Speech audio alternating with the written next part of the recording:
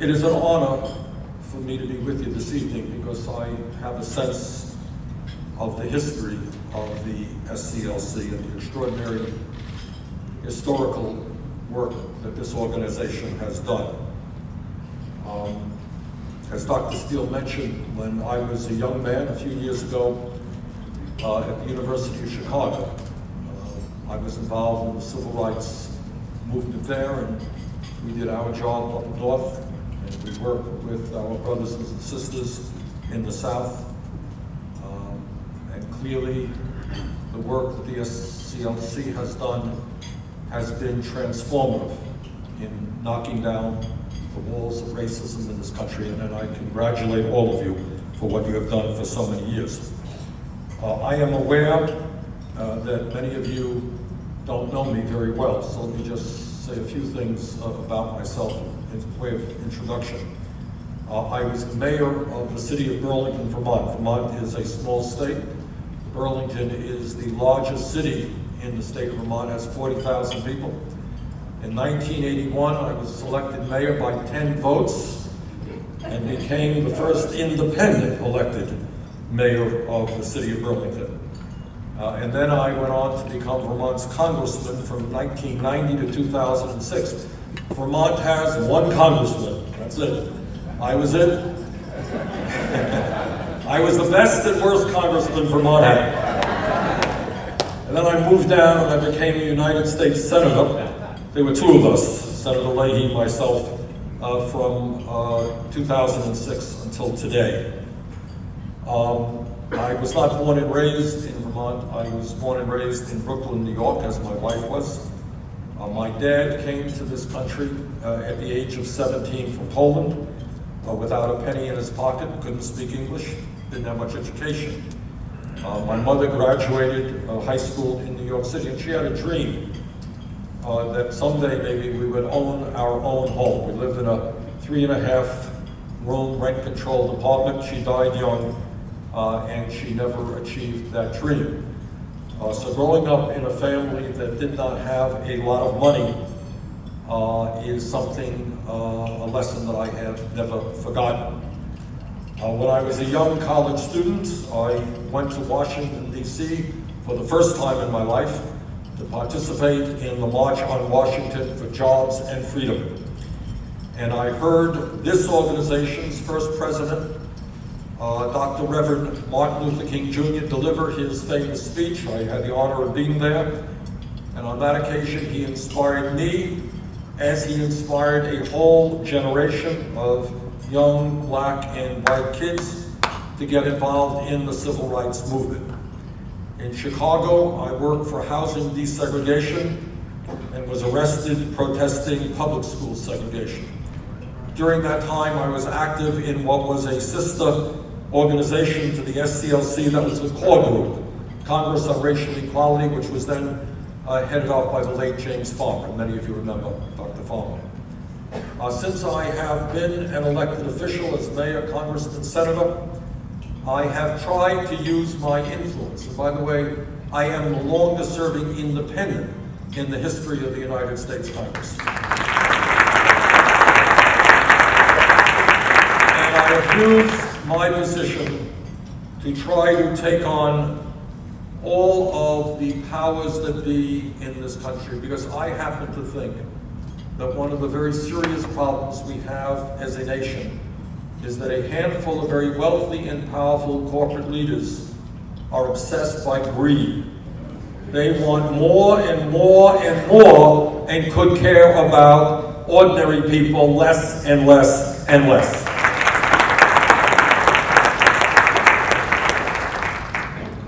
The decision to run for president of the United States, needless to say, is no small decision. My wife and I struggled about that for a long time. I love my job as Vermont's senator. I invite all of you to come and visit us. We are one of the most beautiful states in the country. And I love that job. I love being home with my 4 kids and 7 beautiful grandchildren, something which, needless to say, I am less able to do today than I was a few months ago. But I decided to run for president because the reality is that this country today faces more serious problems than at any time since the Great Depression of the 1930s. And if you throw in the issue of climate change, which the scientists tell us is threatening the entire planet, it may well be that at this moment, our country faces more crises than we have seen in a very, very long time. And clearly, it seems to me that if we are going to address these crises, we need to do today what the civil rights movement has always done, and that is bring people together to take on the powers that be. And the reason for that is that the powers that be have unlimited sums of money. They own much of the economy today. They control much of the political process. But what I have always believed, and I think what the civil rights movement has indicated, is that when thousands and millions of people stand together, there is no stopping us. We can succeed. And what I wanted to do today is to touch on very briefly two issues which some people look at as separate issues. I really don't. And one is the issue of racial justice and institutional racism, an enormously significant problem. And the other issue is income and wealth inequality, and the fact that we have the most unequal distribution of wealth and income of any major country on earth, and it is worse here today than at any time since 1928. That's an issue we have to deal with. What I want to do is just quote from a very interesting article appeared in the Washington Post in January of this year in honor of Dr. King's birthday. It was written by Eugene Robinson, an excellent columnist for the Washington Post. This is what he said. And what he's talking about is the need to look at economics as well as justice and how King saw it. And he said, and I quote, "As we celebrate Dr. King's great achievement and sacrifice, it is wrong to round off the sharp edges of his legacy. He saw inequality as a fundamental and tragic flaw in the society, and he made clear in the weeks leading up to his assassination that economic issues were becoming the central focus of his advocacy." All of us remember where Dr. King was when he was assassinated. He wasn't at a quote-unquote civil rights march. He was working with sanitation workers whose wages were abysmal and whose working conditions were abysmal. And you all remember what he was trying to do in the last months of his life. He was organizing a poor people's march. You all remember that? Not just of blacks, but of whites, of Hispanics, of Native Americans. And he said something which I thought was very important. And he talked about inequality, and he said, the problem was structural. He said, and I quote, "This country has socialism for the rich, rugged individualism for the poor." And then he said, now our struggle is for genuine equality, which means economic equality. For we know that it isn't enough to integrate lunch counters. What does it profit a man to be able to eat at an integrated lunch counter if he doesn't earn enough money to buy a hamburger and a cup of coffee? And that is where we are today. We have millions of people, black, white, Hispanic, millions of people who are working longer hours for lower wages.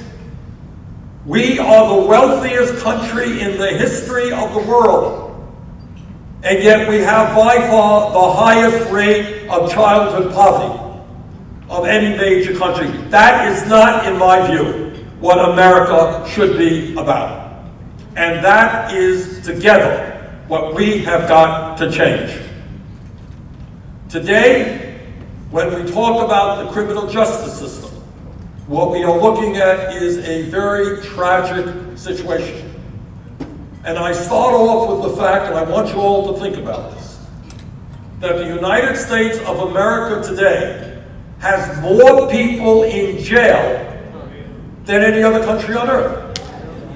So you tell me, how does it happen that when you have a communist authoritarian country like China, 4 times as large as we are, we have more people in jail than they do? Something is very wrong.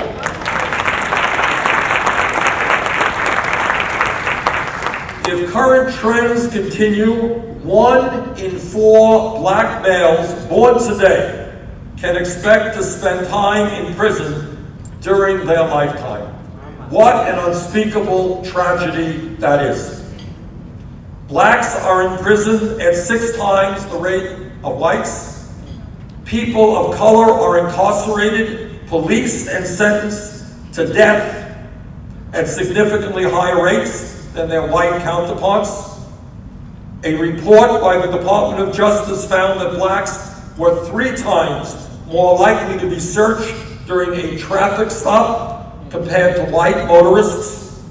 African Americans are twice as likely to be arrested and almost 4 times as likely to experience the use of force during encounters with the police. That is racism, and that's got to end.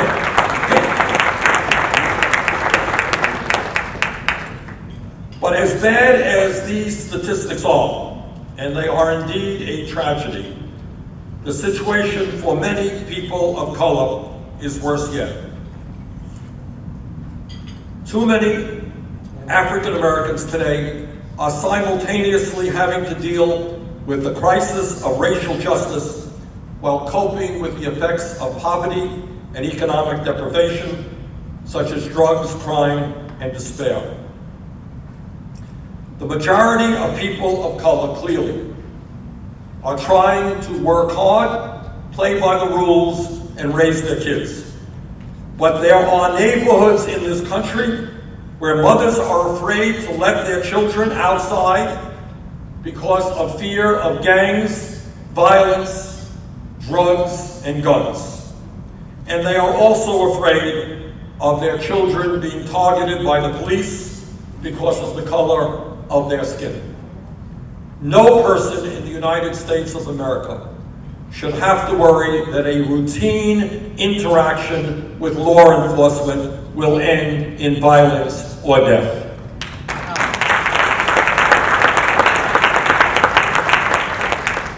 It is clear to me, and we have seen it just recently, and we have seen it over and over and over again. Seen it with Sandra Bland, but we have seen it many, many times, that it is absolutely necessary to reform criminal justice in America. A person who commits a minor traffic violation, I think she forgot to put on her turn signal, should not be yanked out of her car, assaulted, handcuffed, put in jail, and die 3 days later. That's not what should happen when you commit a minor traffic violation. We must reform our criminal justice system.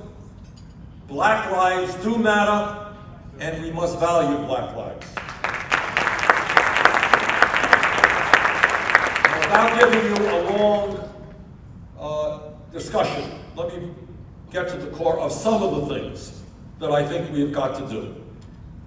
First of all, and I say this as a former mayor who ran a police department, I get astounded when I turn on the TV and you see in some of these cities police departments that look like armies. They look like they're invading a community with heavy-duty machinery. You know, think they're going to war rather than being a local police department. So I think very clearly we have to demilitarize our police department. They don't need tanks and guns in the United States of America. Our people are not their enemies. We must invest in community policing. That's something that I did when I was mayor of Burlington. And what that means is that police become part of the community. They are known by the community. The community has confidence in them, can go to them when there's a drug dealer down the block, rather than seeing the police department as an oppressive force. And by the way, to the degree that we can, police departments should look like the communities they are policing. We need a major initiative, and we need cooperation between the federal government, state government, and local governments to train police officers so that force and violence become the last course of action. For people who have committed crimes that have landed them in jail, there needs to be a path back from prison.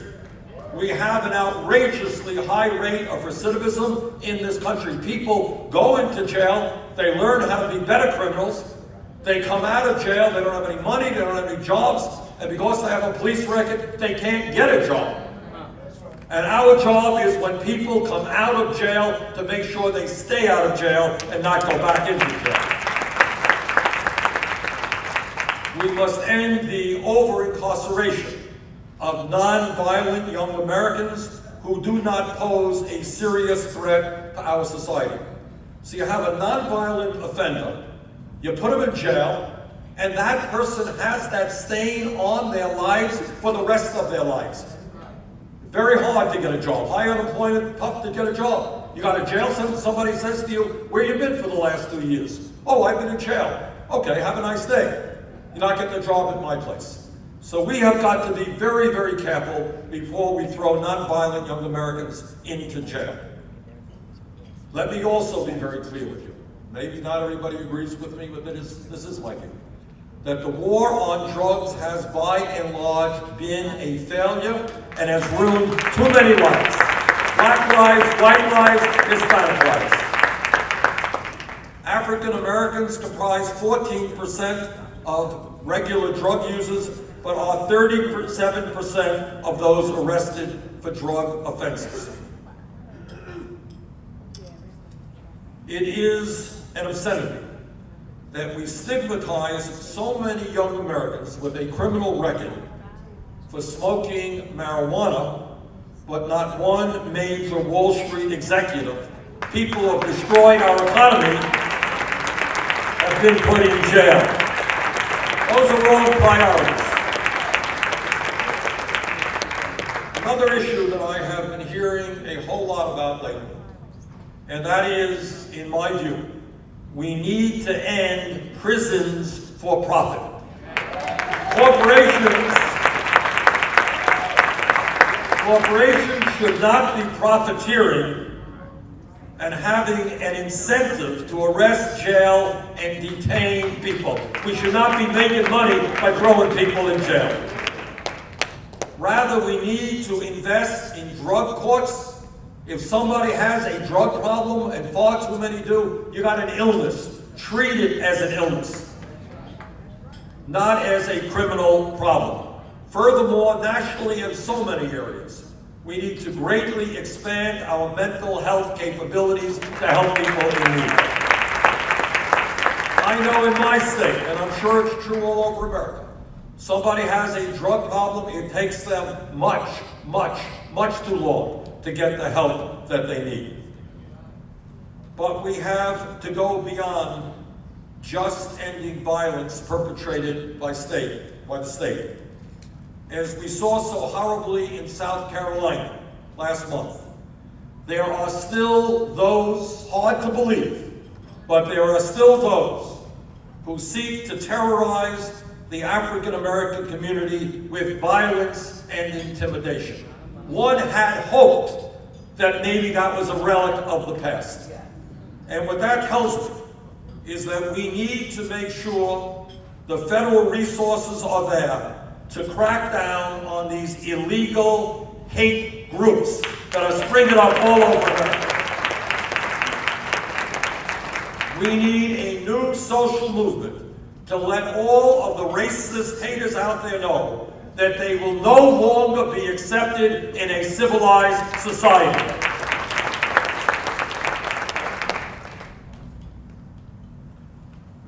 also need to take a very, very hard look at how we treat children in this country.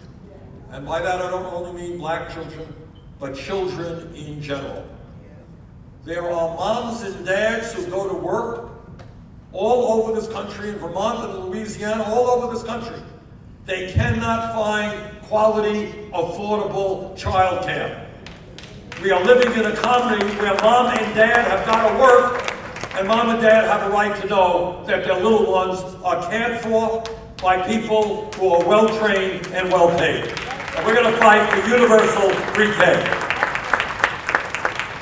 And needless to say, in a highly competitive global economy, we need to have the best educated workforce in the world. I don't want this country to have the distinction of having more people in jail than any other country. I want us to have the distinction of having the best educated workforce in the world.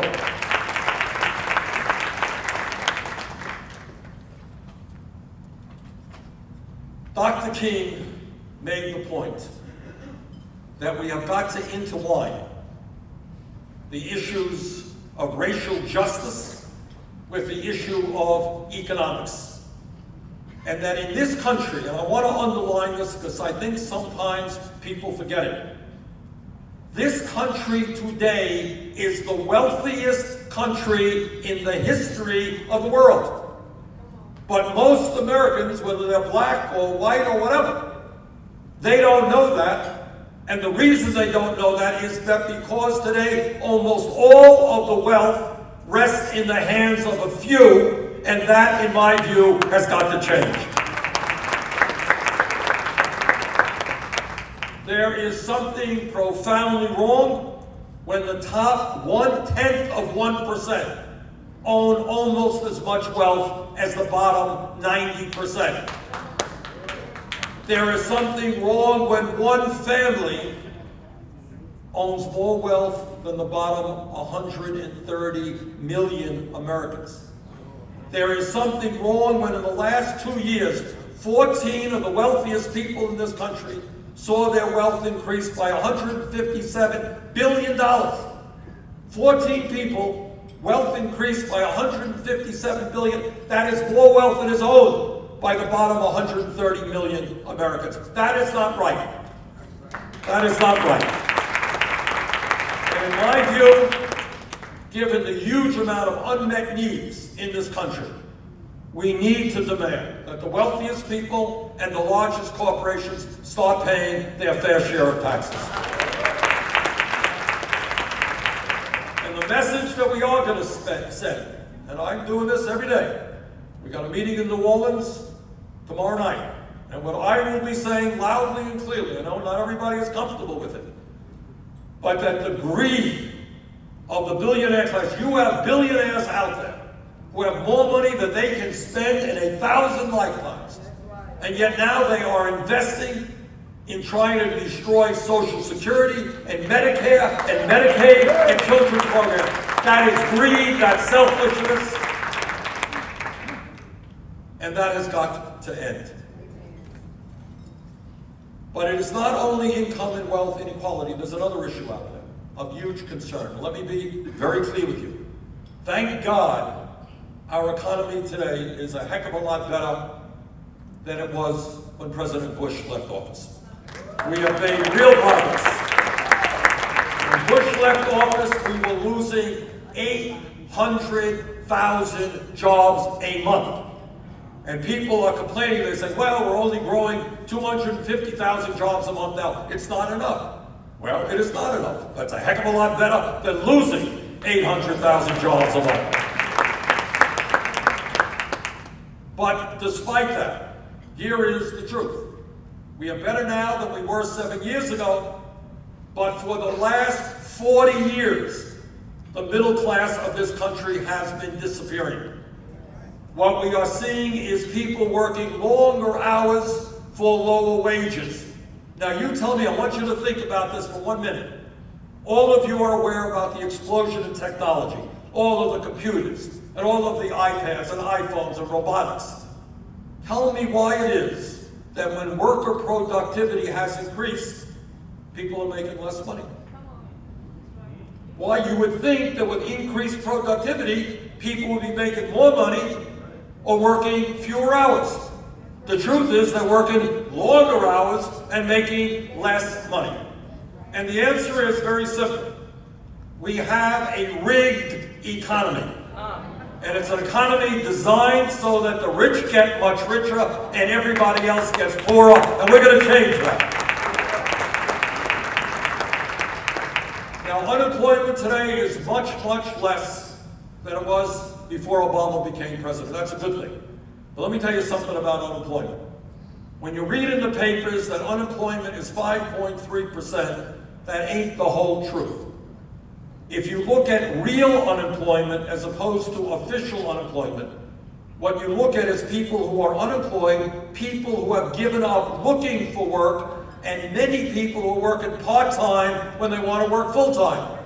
You add all that together, real unemployment today is 10.5%.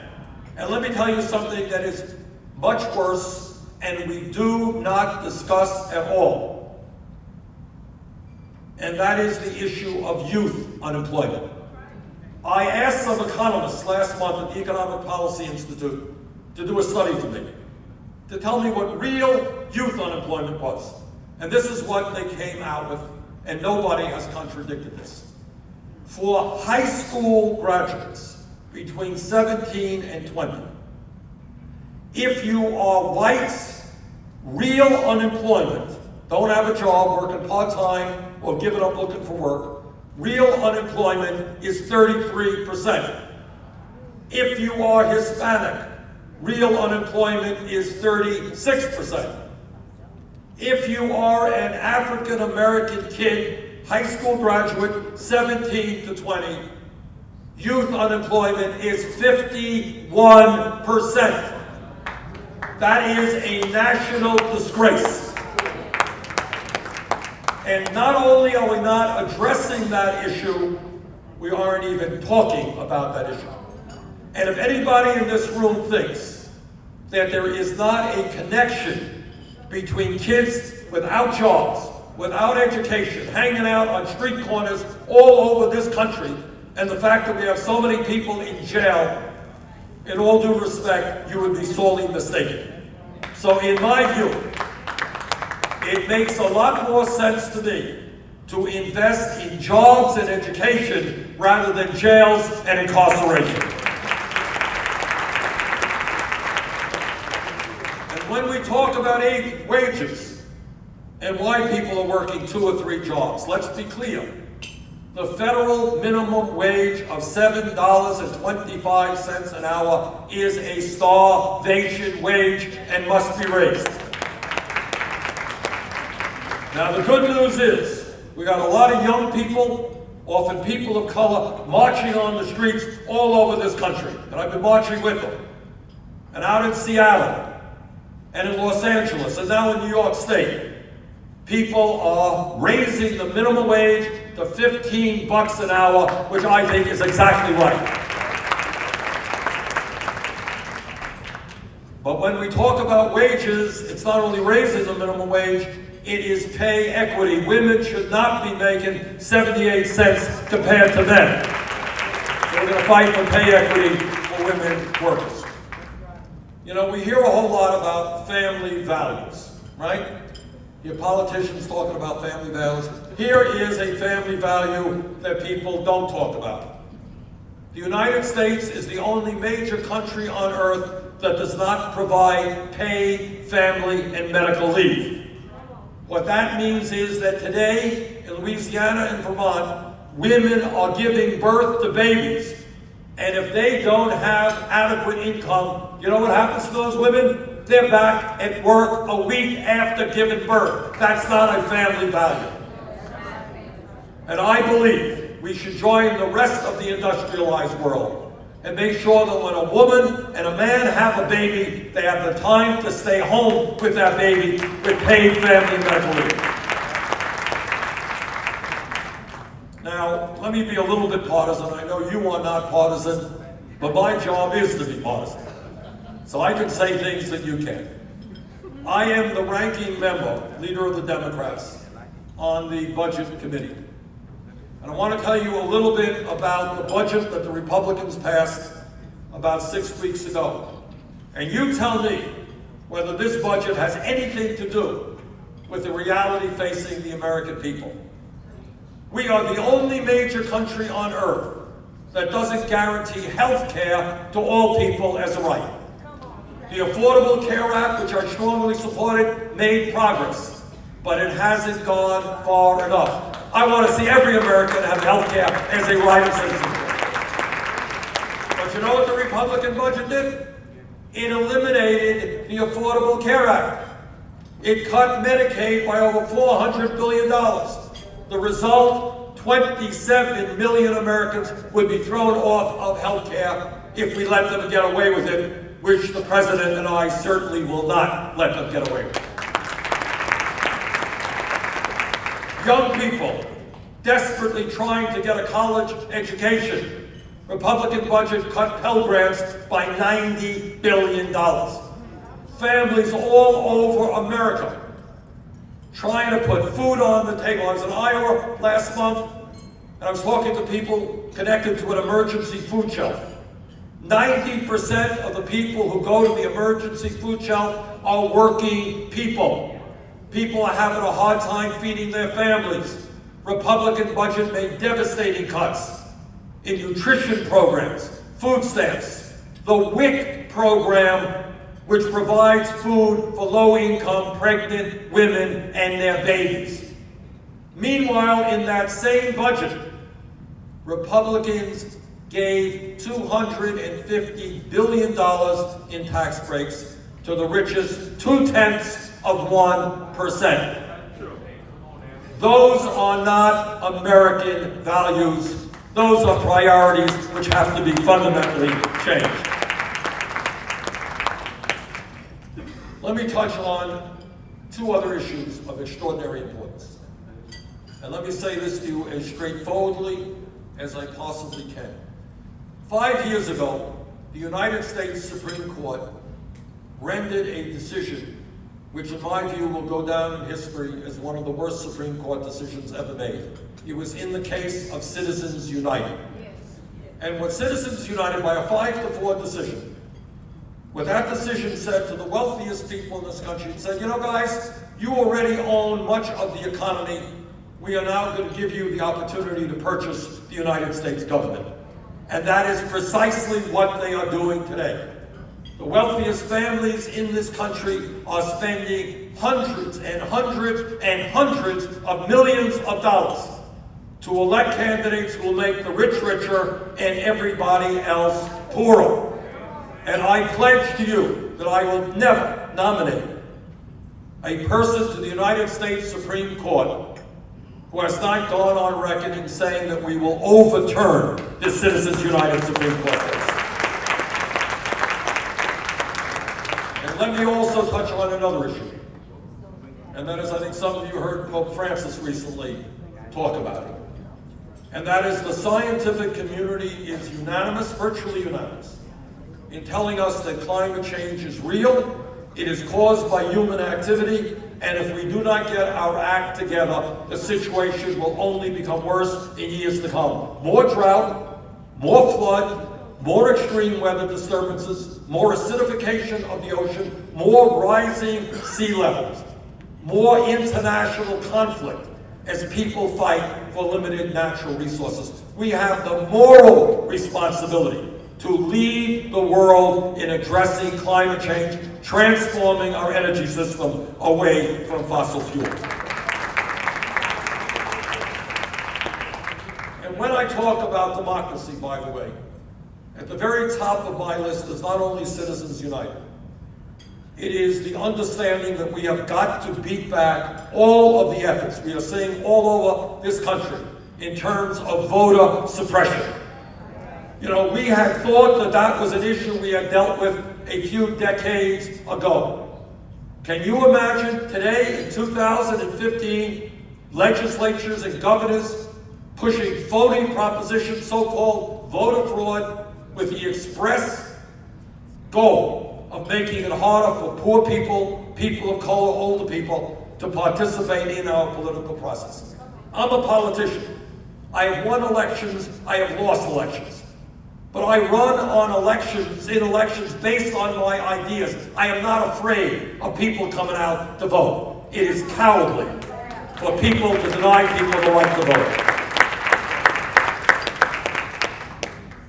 Let me conclude by once again thanking you all very, very much for allowing me to be part of your meetings this week. It means a great deal to Jane and me, because we are more than aware of the extraordinary role this organization has played, not just for African Americans, but you have played in history. In history, you have changed American history, and in changing American history, you have changed world history. Barack Obama would not be president of the United States without the work done by this organization for many, many decades. You helped break down barriers. And all Americans owe you a deep debt of gratitude, which is why I'm so proud to be with you. And what this campaign is about, what I'm trying to do in this campaign, is not just get elected President of the United States. Yeah, I'd like to get elected President of the United States. I'd like that too. But what I am trying to do is to do what you have done for decades. And that is understand that we can accomplish enormous things. In the case of the civil rights movement, taking on all kinds of ugly brutality. But you did it because you brought people together. And that's what we have to do today. We have to bring all of our people together. This is a great country. There is nothing that we cannot accomplish. Every kid in this country should be able to get a college education regardless of his or her income. That should be an American right. Every person in America should be entitled to health care as a right. We should not have 30, 50% of our kids unemployed. We can rebuild our crumbling infrastructure, our roads and our bridges, put people to work doing that. We can have the best child care system in the entire world. We can do all of those things when we stand together. When we stand together. And when we have the courage, this is tough, when we have the courage to say to a handful of billionaires, sorry, this country belongs to all of us, not just to you. Your greed has got to end. So I'm going to have to apologize. We are going to have to race to New Orleans. I wish I could spend the whole evening with you, but it's been a pleasure meeting so many of you. Dr. Steele, thank you so much. And it's been an honor for me to be with you this evening. Thank you all very, very much.